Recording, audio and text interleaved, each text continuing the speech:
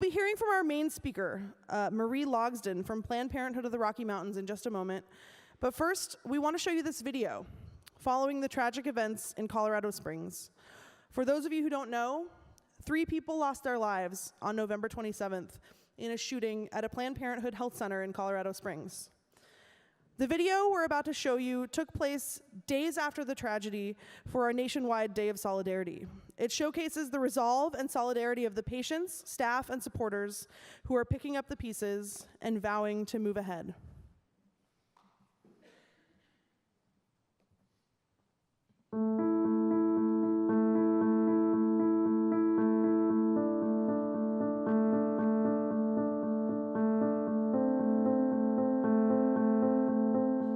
Over 50 events are taking place in communities across the country that are really about healing as a national community after the attacks in Colorado, but understanding that we're part of a broader community that's experienced violence.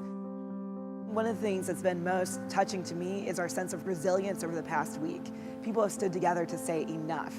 A week ago, the community of Colorado Springs came together, and I told you at that time that we would square our shoulders, we would learn and adapt, and we would be here for each other. And that's exactly what we've done. This is one of more than 50 events happening across the country. What happened in Colorado Springs, it broke our hearts and it steeled our spines. How can we just get up and go to work like it's just another day when it feels like nothing will ever be the same again? But for the Planned Parenthood family, the question is, how can we not? We do have a choice and a decision to make. Do we let callousness win or compassion? Do we tune out or do we engage? Do we shut down or do we stand up? And for Planned Parenthood, we always choose compassion, even in the hardest times, and especially in the hardest times. I did not want to be here today, but I came and I brought my daughter. I need her to see that there is a family of freedom fighters that is bigger than the incendiary rhetoric of hatred and fear. The caregivers at the Inland Regional Health Center would want me to reach out their hands to the caregivers of Planned Parenthood. We are going to find faith with each other in our capacity to do anything when we act together. My liberation is dependent upon your liberation. We are all connected. What happens to some of us ultimately happens to all of us. Solidarity at its core is about our very survival. We're just not going to survive unless we're here for and with one another. Words from the President of the United States, who wanted to convey this to you. We see this kind of violence too often, and we cannot accept it as normal in America, no matter how often it happens in America. Today is so important. It's an affirmation that we are not afraid. For me, part of healing has always been about how we take our power back. Every single time that we give ourselves permission to tell the stories of our lives, we take away the power of terrorists who would continue to dismantle those lives. We're here, shoulder to shoulder, offering strength, healing, and hope for the days ahead.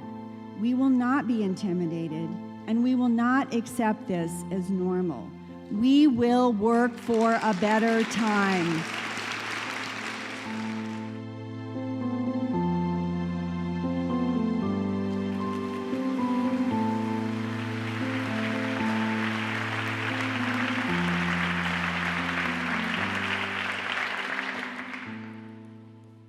Thank you so much for being here. Just a quick warning, it'll be a miracle if I don't sob or swear during this. So can I get some grace for that? So as you heard a little bit earlier, Planned Parenthood is on the verge of turning 100 years old. You also heard that 1 in 3 women in this country get an abortion, and 1 in 5 American women come to Planned Parenthood for care at some point in their life. Yet our reality is that a small but very vocal opposition, very visible opposition to the dignity and compassion that we provide around issues of sex and sexuality follow us everywhere. Screaming, red-faced as we walk into work, invited onto mainstream television to call us Nazis, compare us to terrorists and murderers. We see shameless attacks in legislatures across the country, and we all notice that these are the same extremists working to keep people in the shadows with oppressive immigration policy economic policy that benefits only the wealthy, upholding institutional and blatant racism, and a criminal justice system where the justice part is frankly questionable. As Vicki, my CEO and fearless leader, repeated on the days after the attacks, I do not accept this as normal. We cannot accept this as normal. The screaming, the militarized language, the frightening lies, or the guns. November 27th was my 35th birthday. It was my 11-year wedding anniversary, and it was the most terrifying day of my life. I found out that 15 of my friends and colleagues were hiding. They were hiding with their patients, trapped by a gunman in their health center. I found out at about 12:20 p.m. It was the day after Thanksgiving, and I had taken my little boy, my 3-year-old, to get his photo taken with his 2 cousins, 3 and 5.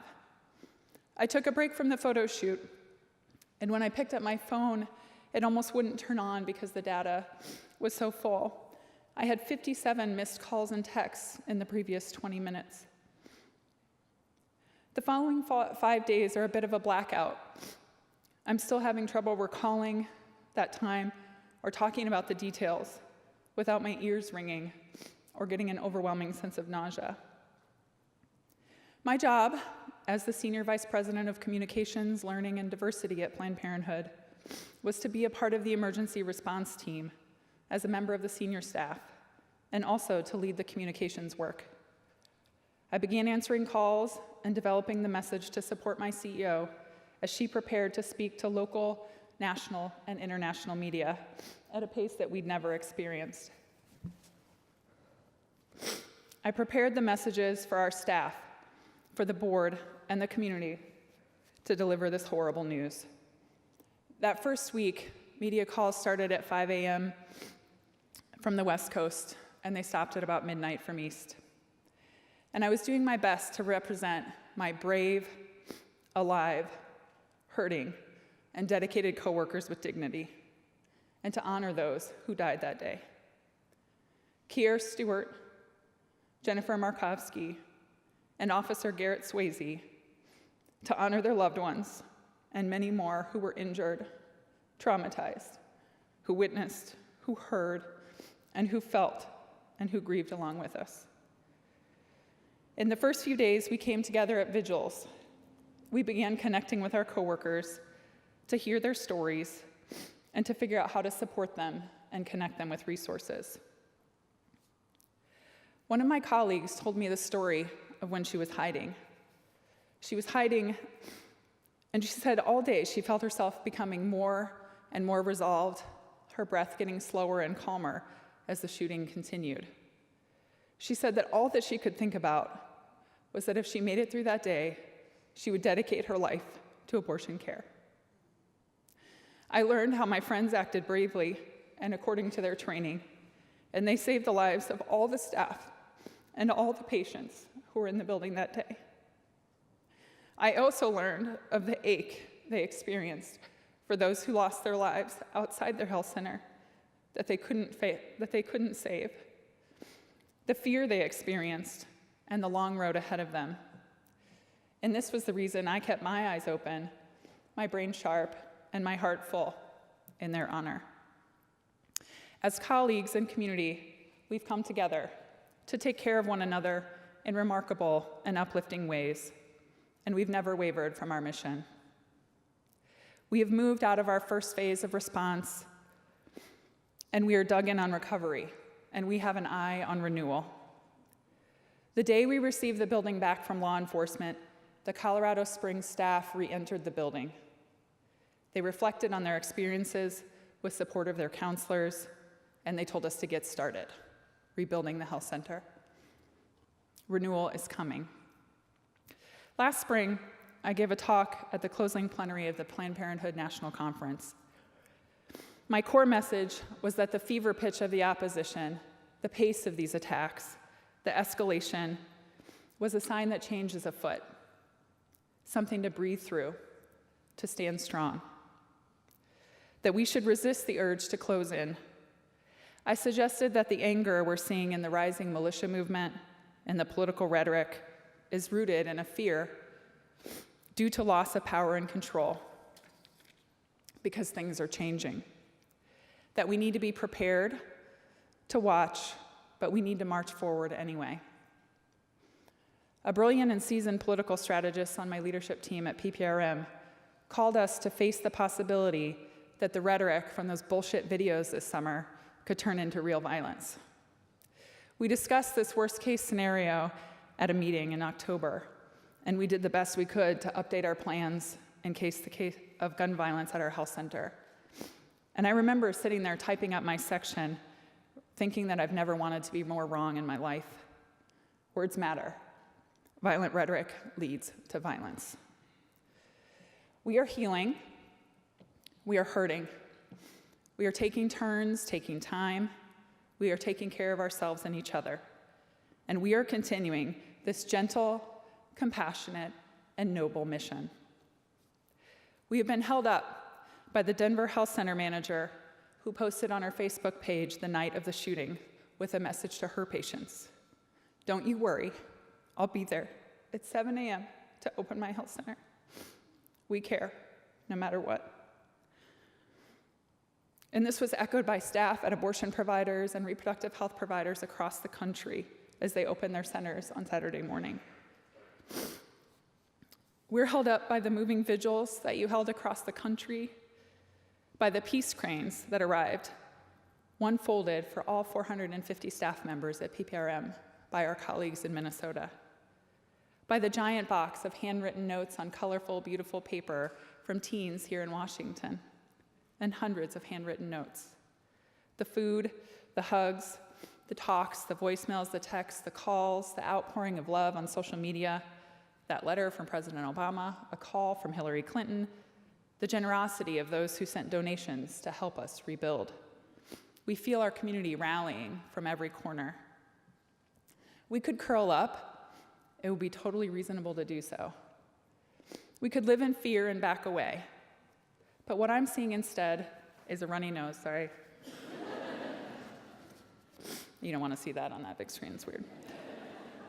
I'm seeing resilience, I'm seeing shoulders squared, and I'm seeing movement.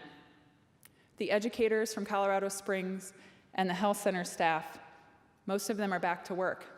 They're teaching, they're preparing their center, they're working in other locations. They're going for it. They're healing, and they're determined to come back to their patients and to their community, positive and powerful. And we aren't backing down as a movement. What I see are movements merging and gaining power in these vitriolic times. I see us connecting our calls for justice.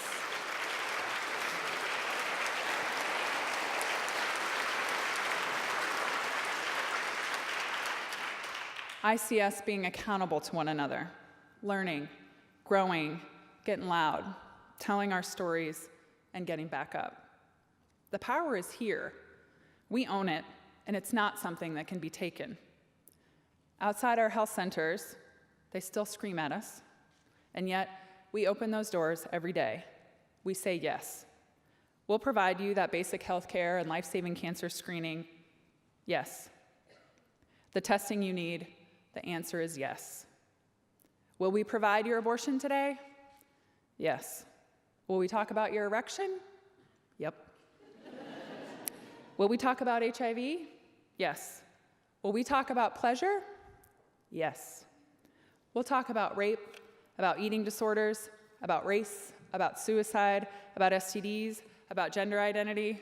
What do you want to talk about? The answer is yes. We'll hear you out without shame or judgment. We'll hold space for your personal decisions at the legislature with pride. Yes, we aren't going to operate from a place of fear. I believe our opportunity right now is to look deep in the eyes of our neighbors and say yes to open hearts in the face of unrest. Let's stand together with the same resolve. I see the connections in the work you do, in the work we do, in the support you provide. Come along, lead me, show me, Let's work together. To embrace this opportunity of now, I think we got to break it open. We got to invite and find humility. We can say yes to vulnerability, to be bold, and instead of coming together with only our closest friends and allies, we can open our doors and our hearts to the broadest network. This is what I'm seeing all around me. I'm hearing yes. I'm feeling a surge that says we're stronger when we're connected, that we're meant to come to a more just world together, and young people demanding that we do so. I think we're strong enough to dig in, to move through it, and to find new perspectives for a shared future. So when asked by our communities to step to the pursuit of justice together, I'd like to suggest that we're all here today to say yes. And to our opposition, we deplore your violence, we reject your threats, and we aren't going anywhere.